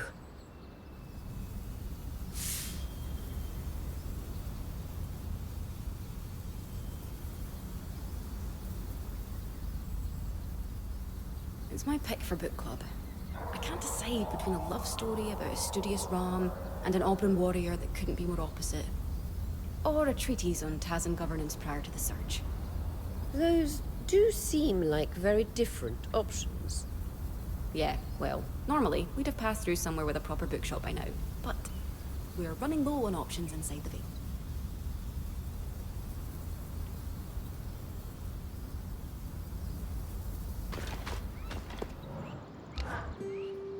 So, Warrior, what do you make of the Enclave Council? Their living history. What they've seen, what knowledge they must have preserved. All this time, they've been here, holding down the fort. It's great you've offered to help the Axle and the Spindle. Just be careful you're not going over the Eye's head.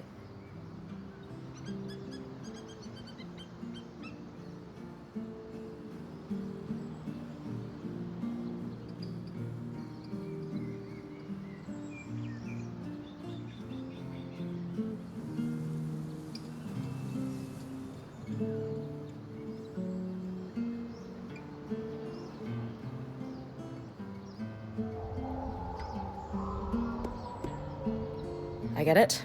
I'll watch out. We're here to work together, not make enemies. That's good to hear. He's led the Enclave during a crisis. The rules change. He knows more about the Surge, the Enclave, and arguably even magic. Because while we've been outcasts, he's been here, at the heart of our culture. It's something we need to respect. I'll try. Good.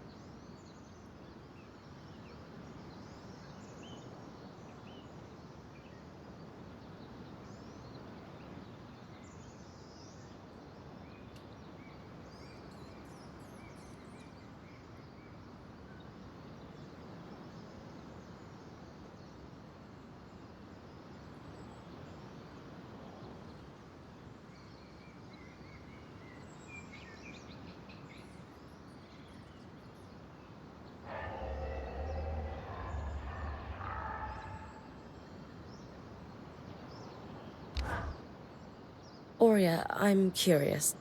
Why the sudden interest in finding out more about your father? He was trapped in the Enclave my entire life. This is the first chance I actually have to find out who he was. Right. But I guess what I mean is, you really never tried to find out more from your mother. I always had this sense that it wasn't something she could discuss. There was a heaviness in the air when his name came up. She was in love with him. And then she lost him in this cataclysmic event that no one could have predicted. That must have been unimaginably painful. Yes. She wasn't a tragic figure, though. She carried it well. You'd never know she was in pain. And truthfully, I had such a good life with my mother and my grandmother. It wasn't like I felt he was missing. Until now. Until we arrived here, yes. Something about this place just makes it clear how much I've lost because of the Surge. Being here makes me wonder. If the Surge hadn't happened, would I have been forced to leave home to become a weaver? Most certainly not. You would have been a valued member of society, not an outcast. Did you have a good relationship with your mother?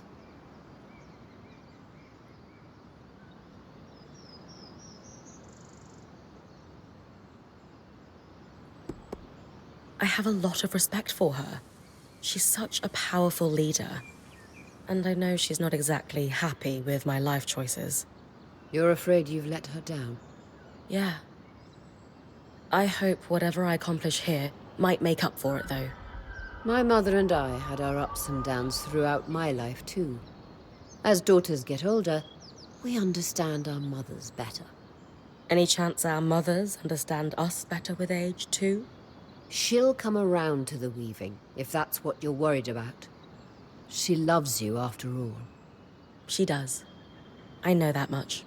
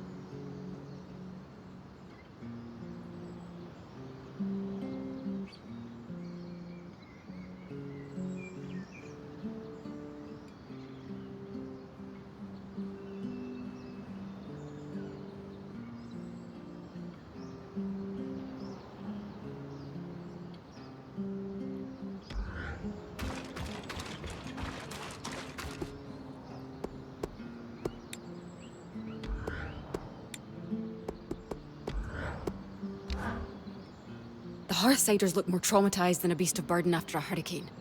What? Why would you say that? I would think someone who grew up in the wake of war would recognize the signs. Disorganized and unable to triage their own problems.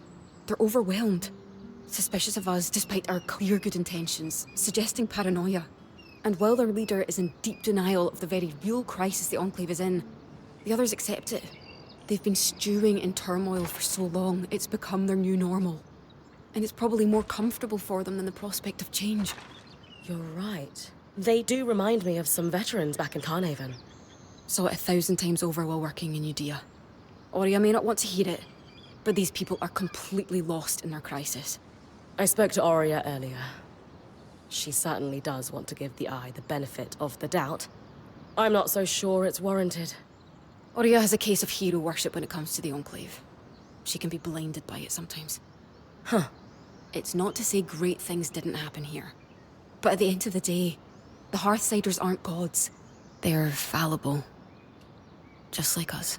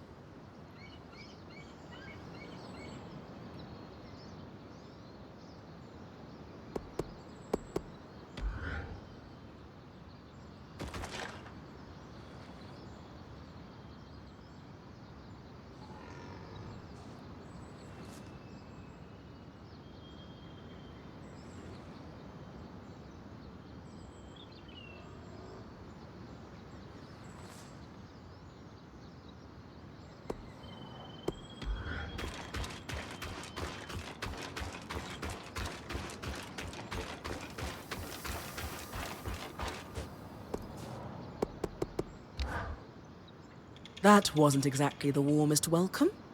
I'm guessing the Enclave Council isn't your biggest fan right now.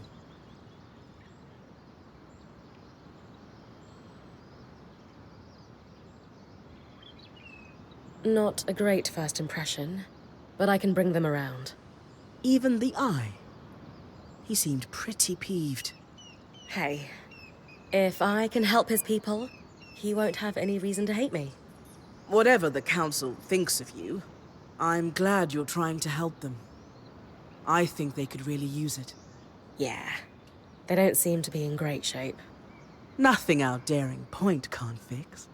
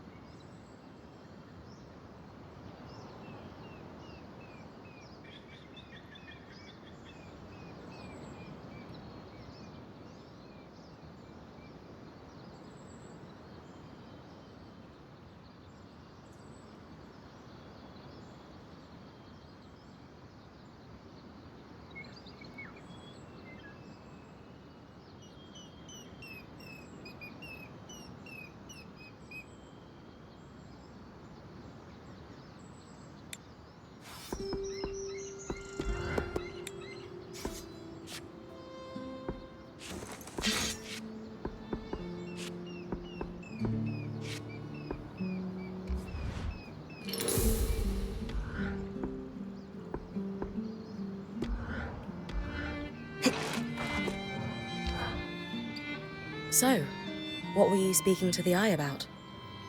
Nothing. I don't want to talk about it. I didn't mean to pry. I just wanted to make sure you're okay. You want to know if I'm okay? Yes? Then how come no one is at all concerned with the fact we can't leave? This isn't my life. Traveling with a Weaver band was supposed to be temporary. For me, at least. There are things I should get back to in Taza. And it's increasingly clear no one has any idea when I will. If ever. So no. I'm not okay. I'm so sorry. I had no idea you were feeling this way. You're right. I am? The truth is, we don't know how or when we're getting out of here. But if you want to leave, we should have made that more of a priority. Or at least made you feel more heard. So we'll work on it. Promise. Really? What's the catch? No catch. Apprentice or full-time Weaver, what's important to you is important to all of us. I don't know what to say. But thanks.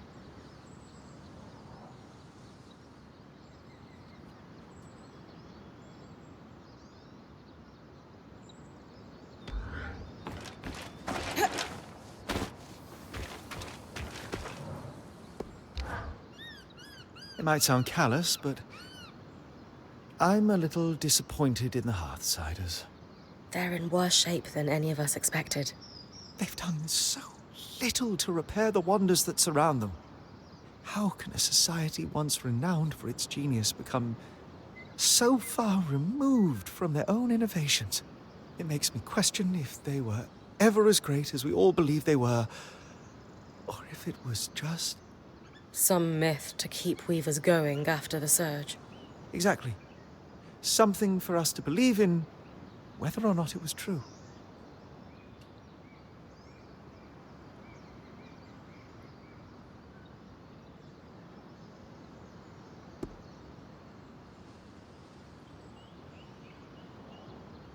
The Hearthsiders are in shambles. But who wouldn't be after what they've been through? I still believe in the dream of the Enclave. If it takes us to restore it, I'm up for that challenge. You're right. If it really was that at one time, it can become that again. I'm just not sure what to think anymore.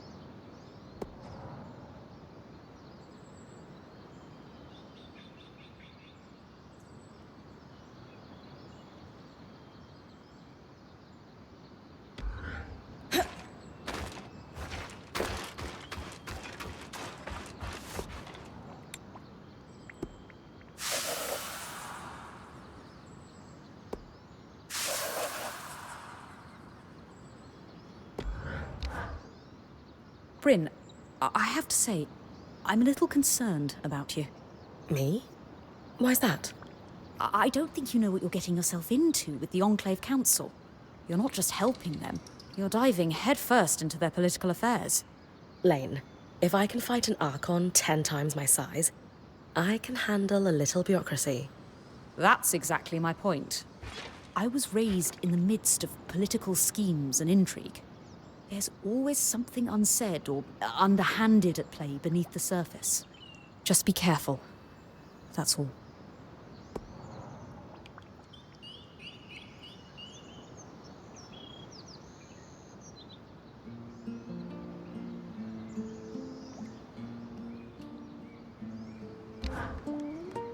You won't find Oria's father running amid statues, you know.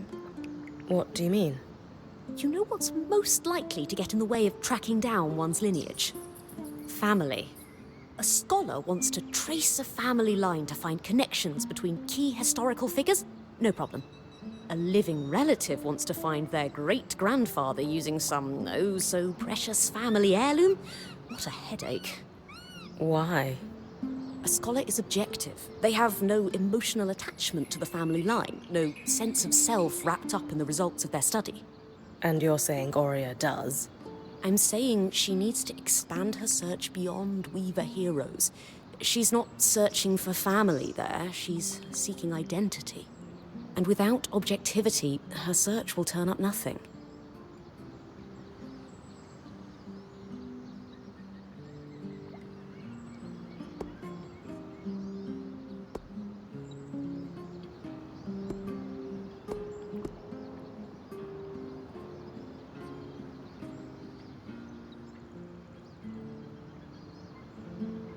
We aren't all defined by who our family is.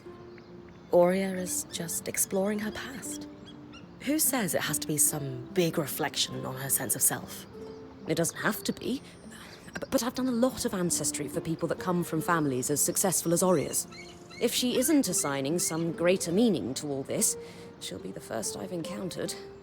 I'll keep that in mind. Food for thought, at least.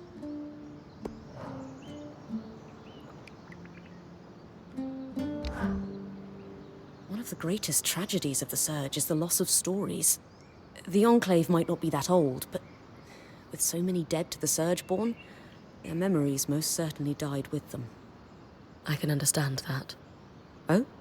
My parents' generation tend to stay quiet around the fire. Whatever stories Khanhanders had were beaten out of us by public lashings and prison camps. And we haven't had time since independence to start telling new ones. Ah, yes. Bryn of Carnhaven. I almost forgot. Wait, like what Darm called me? You were listening? I always am. Habit born of a Udean upbringing, I suppose. But, yes. I suppose the similarities are there, aren't they? A population whittled down by catastrophe. Stories lost. Did you ever have the urge to press a little harder? To try and learn just one or two stories? Even if it was painful for the person telling them?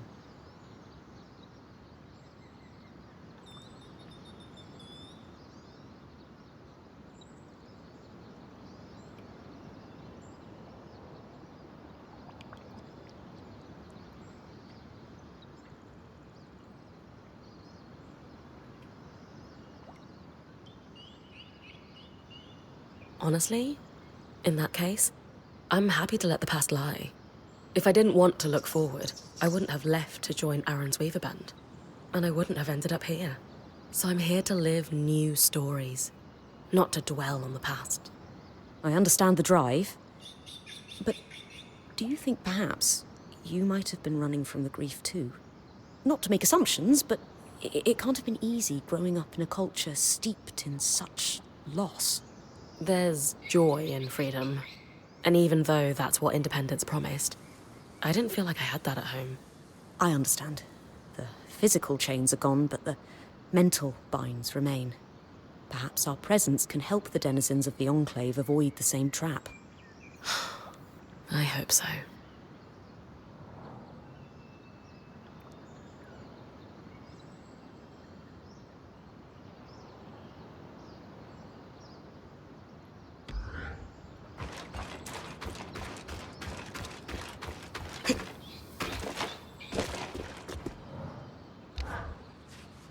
How are you settling in, Eric? Things going well? Good. Yeah, they're fine. Just good? No, not really. Something's going on at the hold, and it's making the hairs on the back of my neck stand up. The Eye publicly scorched you for opening up Asylum, and yet I've heard him telling the Spindle that this could be a good thing. Meanwhile, the runners are stretched paper thin keeping supplies moving. Which, of course, leaves my people no time to deal with actual threats. Sounds like you could use some help. What's the problem? Really? Dancing winds, where to start? No, wait, I know. The Spitfires. A particularly aggressive group seems set on spreading through Denevron. In particular, they're building nests in some areas I was hoping to use as training grounds, but we had to pull out due to the risk. Would the areas be safe if I took care of the nests? Yes, though the nests are very durable. They will turn brittle if you get them cold enough. Consider it done. Anything else? Maybe an odd request. Could you ask Aurea if I could power the scry while you're tackling them? Why not ask her yourself? I feel like I have a lot to learn from Aurea and how she works with you. And it's strangely intimidating to admit that to her directly. She is a force of nature. I get it. I'll ask.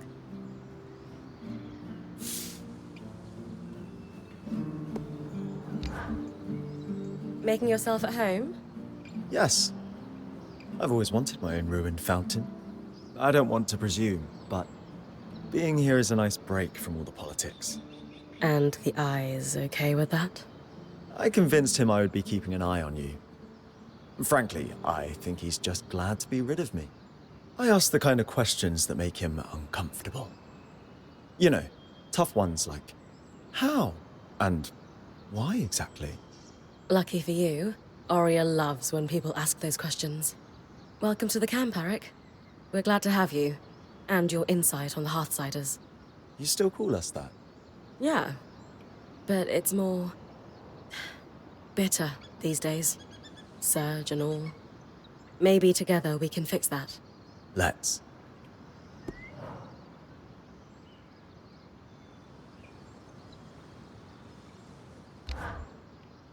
Thanks again for offering to talk to Aurea for me.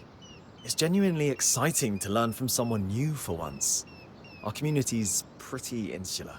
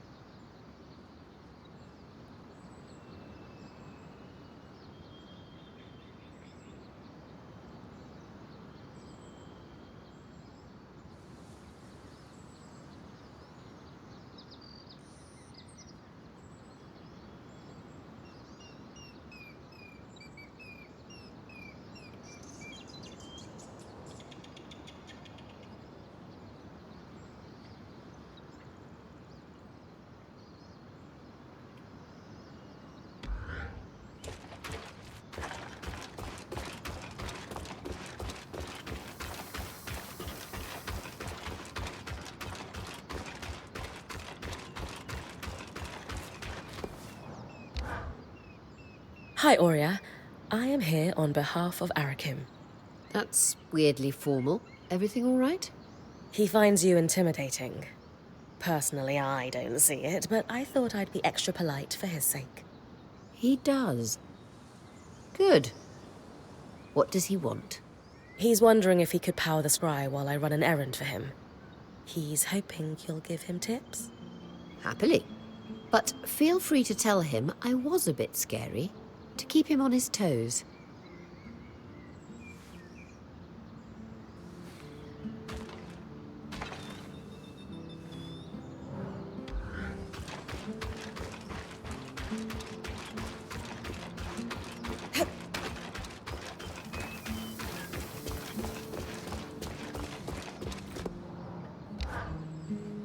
Good news.